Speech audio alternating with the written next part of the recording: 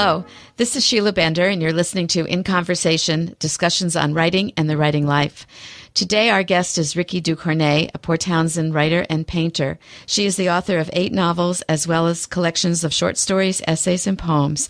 And she's been a finalist for the National Book Critics Circle Award, honored twice by the Lannan Foundation, and is the recipient of an Academy Award in Literature. Welcome, Rikki. Thank you. I'm so glad that you could come to the studio today and that we could talk in person about your career, which sounds like it might be a long career since you've published so much and painted so much. When did you start writing?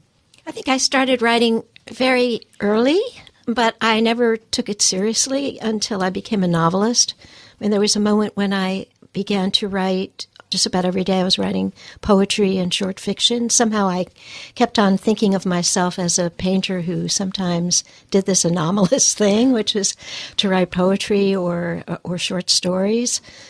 But at some point, I was literally tossed out of bed by an extraordinary dream and started to write and realized this was a novel. And so much energy was set off by that dream that for the next 10 years, I wrote constantly and completed a series of 4 novels, each one devoted to an element: earth, fire, water, and air. I simply couldn't stop writing. The first one was devoted to one of those elements? Yes. Which element? So the first one was a stain, and it was the Book of Earth, and among other things involves, the perception of sin takes place in a small French village, and kind of earthbound physical book. Were you a person who had paid attention to your dreams before?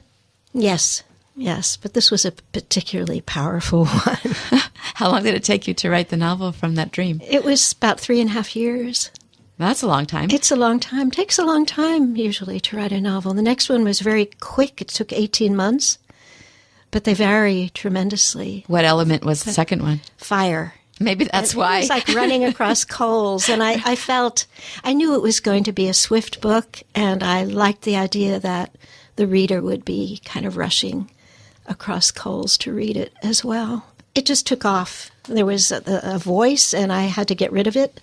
I was living in France, and it was the voice of a French Nazi, and a terrifying voice, and also in many ways a ridiculous voice, and it was his book, and he demanded that time, and I had to write it to get rid of him. Fortunately, another character, his father, showed up, who was a very life-giving voice. So there was a species of cosmical ping-pong game going on between those two guys for 18 months. What was the name of that second book? It's called Entering Fire.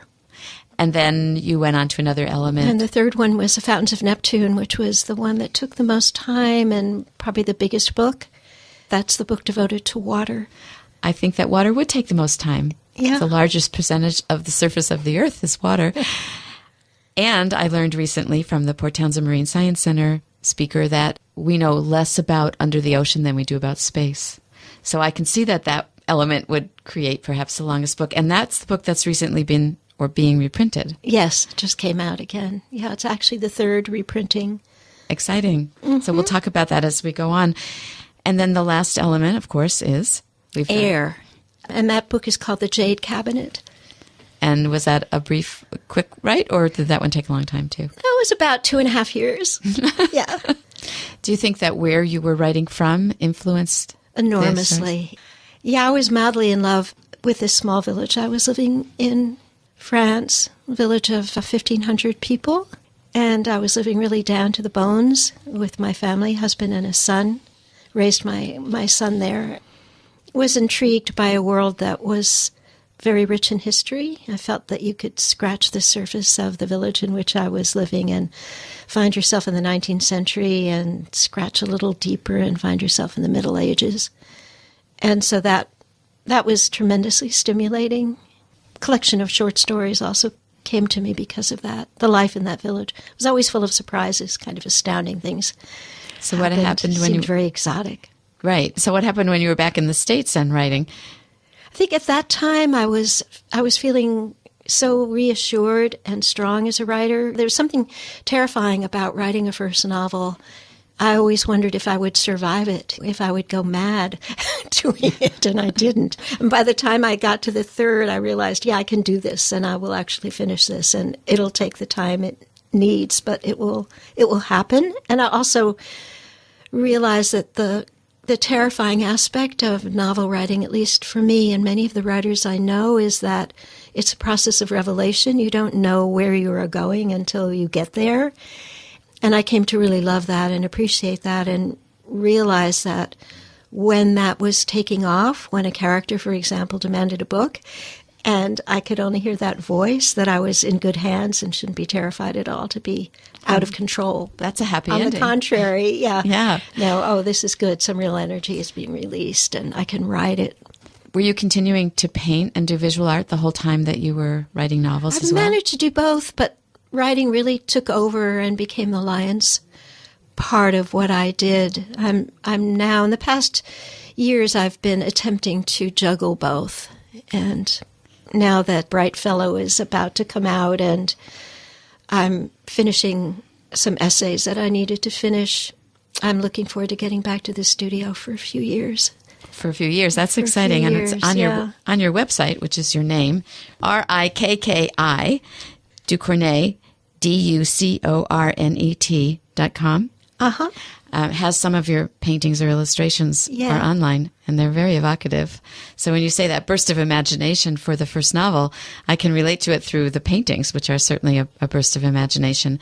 And that brings me to want to know about your second book of essays, which is newly out, called The Deep Zoo, which has been spoken about as one of deep imagination. In fact, you've said in the book about writing, to write with the irresistible ink of tigers and the uncaging of our own deep zoo, we need to be attentive and fearless, above all very curious, and all at the same time. Do you live by that? I do. The wonderful thing I think about being a writer is that books are a great place in which to think and delve really deeply into the self, but also into the world. I think also writing a novel is a wonderful experience because the novel itself is making all kinds of demands that you become much smarter than the person you are. And so you find yourself needing to do all kinds of research that perhaps you never would have considered doing if the book hadn't been making these demands upon you as the writer. Mm. So if you find yourself suddenly confronted by, oh gosh, I don't know, a marine biologist or a physicist or as happened to me, one of the fathers of cloning, well then you really have to know that world. And I've always felt it has to be strong enough and smart enough that the marine biologist or the father of cloning who somehow manages to find himself in the body of my book will not be annoyed with me, but say, yes, that's exactly the way it is. So you have to serve your characters. It's quite a responsibility.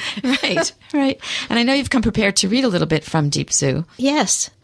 So one of the things that I'm writing about in the Deep Zoo is the creative imagination. The book is very much devoted to that, the many aspects of the creative imagination. And so at some point I'm imagining books that one might write and directions one might go or things one might imagine to be what a future book could look like.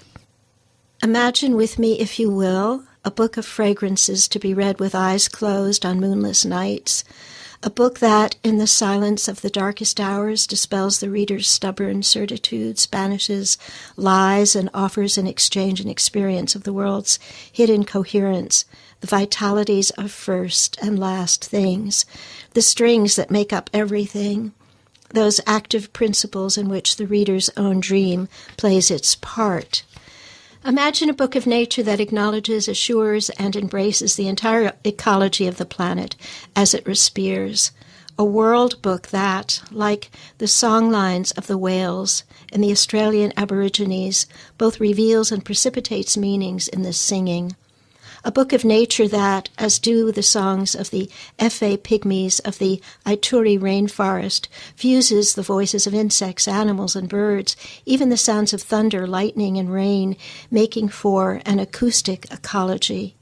Imagine the book, as Borges describes it, that you and I are writing, embracing a world in which everything is given voice, the creatures and the plants, the waters within their cells, the alphabets coiled tightly within those waters, ready to unspool and quicken, a book in which everything is sparking, everything breathes.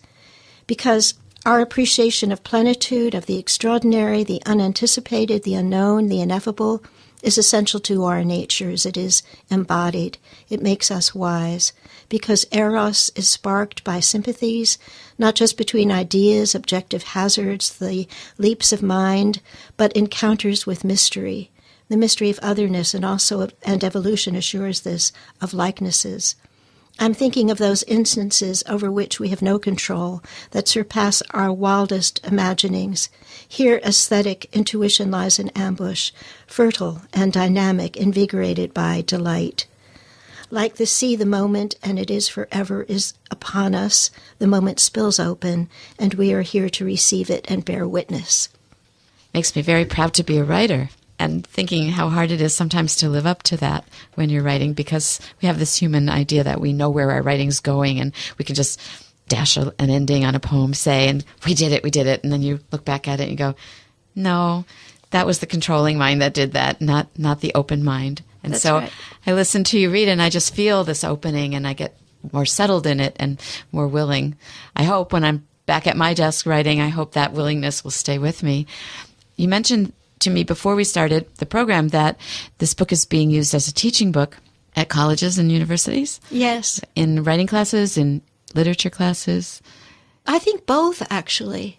Some of the places where I've been invited to speak about the book, for example, Brown and Bard College, those have been writing classes. So I'm speaking with, students of writing, which is very exciting. And it means also that I get a chance to say the things that I think are essential to writing well, such as permission, giving oneself permission to do this. Because we're in a culture, not only, I think just about everybody has a story of being shut down somehow by a family member, and they're fortunate if it's only one. But we're living in a culture that has both great admiration, I think, for the creative imagination, for the arts, and at the same time, a tremendous antipathy and real fear of the imagination, whether it be the scientific imagination or the aesthetic imagination. And so it's really important for us to get around that, overcome that as creative people. Imagination can seem quick because like you said, you had that dream that was such a spark that you had to write from it. On the other hand, coming to grips with what you've imagined can take a while. In my experience, what happens is a book is triggered by a powerful moment. And, I mentioned a dream, and that's happened with a number of my books, that a dream has somehow released the energy I need for the book. And that may be in terms of a voice or a really powerful image. But that is the spark. And so actually I'm not feeling I need to do justice to a particular thing imagined, but I suddenly have this portal open with a lot of energy behind it, like a wind begins to blow, and I just need to run with it. That's a wonderful answer. You are listening to KPTZ 91.9 Port Townsend. In case you've just joined us, you are listening to In Conversation with Sheila Bender, discussions on writing and the writing life. Sheila is talking with Port Townsend-based novelist and poet Rikki Ducornet about her development as a writer and the way she teaches new writers. So the writing brings something completely new. Yeah. The sparks. Yeah. I don't know where I'm going. I'm always delighted and surprised. And one of the things that I find myself doing is that there are moments, as you know, I think it's a very moral business to be writing, actually, because when you might take the easy path, the easy way out, which is the way that is already known. And I don't want to do that. There's enough out there that does that. So why go over the old territory that's been investigated already when you have this marvelous chance writing a book to go into entirely new territory? And then that means not only sticking with that, but also upping your antes constantly. Well, yes, I could do this or that. What is really the most interesting way? And the interesting way may be the most demanding way, intellectually or even emotionally. And one of the things I feel that we need to do is dare take on those emotional places that are really, really hard, but it's risky. So when we do that, I mean, if we're working with a dark energy because of a traumatic experience, say, if we dare take that on, we're not going to be stopped by that in the future. We'll be able to use that dark energy to move forward.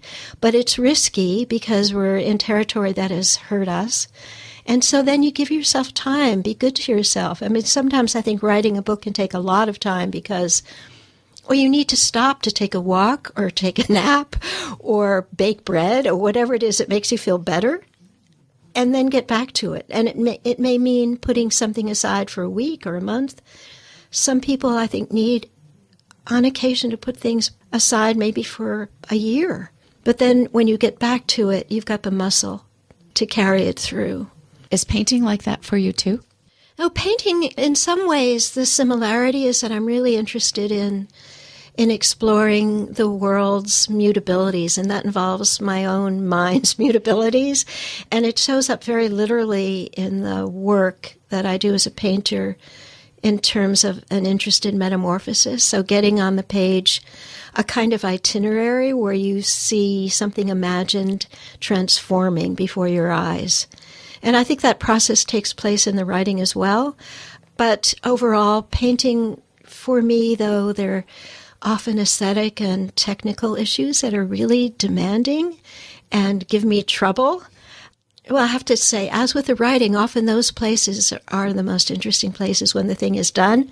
But I find emotionally writing, there's some strange magic to words. You know, writing takes us right down to the bones of the self. And that may be why many of us begin as poets, because we need to go to that space that has really touched us. And that touching may be really painful. But the poem takes us there right away. Something about getting down to the bones of the language without any extraneous baggage. The poem does that. That's really powerful and scary and also empowering and liberating. Do you find yourself writing poems even as you're writing novels as a way to get there? Poetry, you know, I began really as a poet. And those books of poetry were extraordinary training to become a novelist, because I realized that every single word matters. I realized the importance of trimming things down to the bone, even if I write with a kind of sometimes over-the-top imagining.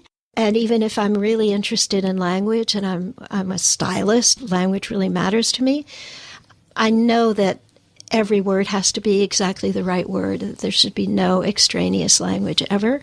So even if the vocabulary appears to be very rich, I feel that it's also somehow down to the bones of things. So poetry taught me that, you know, how to be really rigorous, but also how to listen to the sounds of words. So when I write a sentence, I'm as aware as when I'm writing a line of poetry, that the sound has to work, the rhythms have to work, and the vocabulary has to be right on, just as I would do if I were writing a line of poetry. Well, I noticed in your book, The Fountains of Neptune, which you've talked about as one of the elements, I noticed that it has a blurb by Oliver Sacks, which says, "I think the novel extraordinary." And somewhere else it says that it's lyric. So that would be, this novel in particular maybe would be a place to start reading, and as a writer would read a novel and realize what you're saying about every word counts. Do you agree? Or is there one of yours that you would recommend otherwise? It's so hard to know what grabs a reader. That is a book that has, I know, moved a lot of people and mattered to a lot of people. And I know it's inspired some other writers to write as well, which is an extraordinary gift. Extraordinary gift also to have Oliver Sacks say something like that about it. It is also in some ways my richest book in terms of stories, because what happened with that book was that I found myself writing about characters who were storytellers, and in many cases there are stories within stories within stories. And I remember the big struggle, and it was a really important one because it was like developing a muscle for the future, was figuring out how to deal with time sequences. If you've got somebody in the present moment in your book who's telling a story, and as he's telling it, time is passing and weather is changing outside the window, and then meanwhile he's telling a story within a past time, and within that story there's a present being described. It took me a long time to figure out how to do that absolutely seamlessly. Just as there's another moment in that book. In fact, I'm thinking another book, too, The Stain, my first novel. There was a moment when I found myself wanting it to be really, really funny. And to do that, I had to pull it through again and again and again. And at some point, I found myself laughing. And I thought, okay, I guess this finally works. You have a busy mind. Do you think so? I mean, I'm sure that writing quiets it, but you're really able to look at structure and sound and story all at the same time, it seems. But I think we need to do that, and I think that capability comes with time, too. It gets easier. I mean, you develop those muscles. Like when I teach a workshop, my whole point with a workshop is you will never have to do this again. You should never have to do this again. The workshop should be about total liberation. You learn how to do all this stuff. You learn what to look for. You learn how to edit your own work so that you're not in what can be a useful situation, but also a very risky situation, which would be to have 12 people, each of them with their own idea of what they think your work should look like. And then the risk with that is you're not learning how to trust your own intuitions and lean into it with your own sensitivities. Because I think, at least the way I work, since I don't know where I'm going, I have to trust my intuitions are leaning in the right direction. And I don't know what that direction is until I hit it. And then, as you know, because you're a writer, when you hit it, there is this sense of, yes, that's it. Sort of like falling in love. Yes, this is the person. It's like, yes, this is a moment. This is exactly right. It's a learning to trust the body response. Yes, exactly. That tells you that. Yeah. But you really seem to be going against the tide when you talk about not listening to various responders, because that can contaminate your ability to listen to your intuition. The workshop method is pretty predominant. Is there a point at which you would say to a writer, yes, go have a trusted reader, give you some response? There are no real set rules because some people work very well that way. And so I wouldn't want to say, don't ever do this. But I really believe in empowerment, and I really think that so much of the work we do is alone. And it's great to learn how to be alone. And also because I think as children, so many of us have had the experience of being told either, who do you think you are, or no child of mine is going to ever write about such a thing. I was teaching a while back at the American Indian School of the Arts in Santa Fe, extraordinary group of people, and two things happened that were just fascinating. I felt as a teacher really important. One of them was an extraordinary young writer, Orlando White, who came to my office and sat down, and he put his arms across his chest and he said, "I'm Navajo. Do I have to write Navajo?" And I said, "Of course not. You're a writer. You can do whatever you damn please." And he said, "Good, because my family and my tribe and my friends all tell me I have to write Navajo, and I don't know what the hell that means. And I don't want to be caught in some kind of a box." So I said, "You write whatever you want to write. You go wherever your imagination takes you. You just do it well, do it responsibly. But imagine a novel written by an American Navajo about Heian Japan, 1,000-year-old Japan. What would that be? That would fascinate me." Anyway, the word got out that I'd said this, and I went to a class, and the first question there, a young woman raised her hand, and she said, I heard what you said to Orlando, and said, "I'm Navajo as well, from a different tribe. And in my tribe, we're all taught never to write about family." And I said, "Honey, that's what every tribe tells their child." I mean, if you're going to give birth to children, just be aware one of them might be a writer. Maybe we'd behave differently with our children and things would be happier all around. Just that freedom to write what you're compelled to write, what's in you to write, what you connect with is so important. I think, too, when you're listening to people respond to your writing, there's a way in which if you've developed your intuitive capacity and your intuition about what feels right, what doesn't feel right to you in terms of advice or fixing it, you can kind of take those responses and translate them into something else. When you say just do it well, maybe it means you haven't done this thing that you're trying to do as well as you can yet, but not that you have to do it the way the responder said. Yeah, it takes a certain muscle, maybe, too, to get used to the workshop and its risks. I've had workshops, for example, where women have said to men, "You have no right to write about rape." And of course, a man has a right to write about rape. Or I was attacked for writing a book in which there's an Amazonian Indian character that's entering fire, my second novel, and sort of at the height of political correctness, which has come back.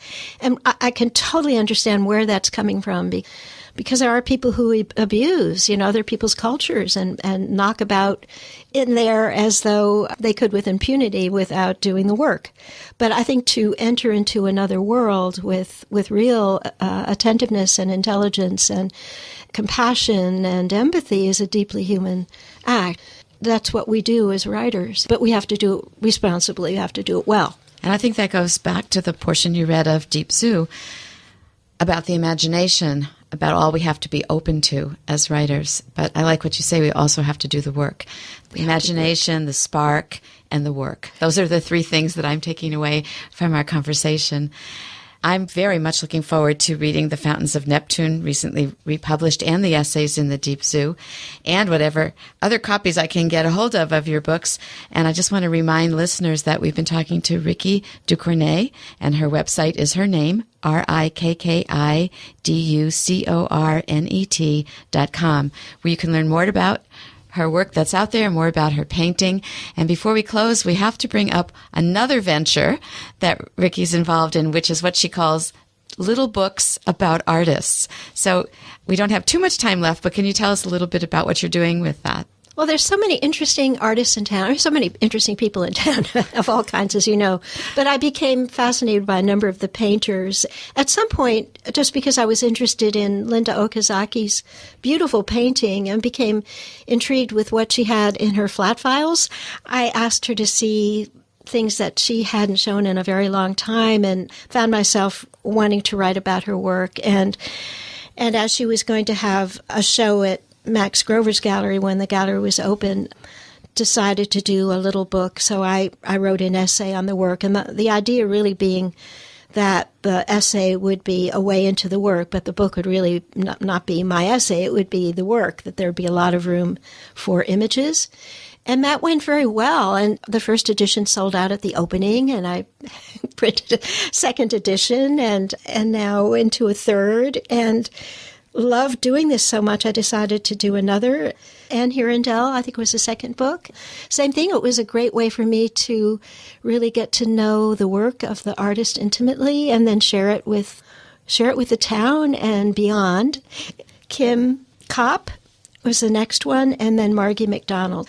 So I've done 4 books. And while I was working on these books, I realized that I was putting the Deep Zoo together, the collection of essays together, and that those essays really belonged in the Deep Zoo. And so I guess I hadn't done Kim's yet, but the first 3 are in the Deep Zoo. And I wondered how people would respond to essays on artists perhaps they'd never heard of. And the response was extraordinary. And because the Deep Zoo is all about the creative imagination, what was wonderful was the way the critics of the book really enjoyed the art, but it seemed to me that that was illustrating what I was saying about the creative imagination.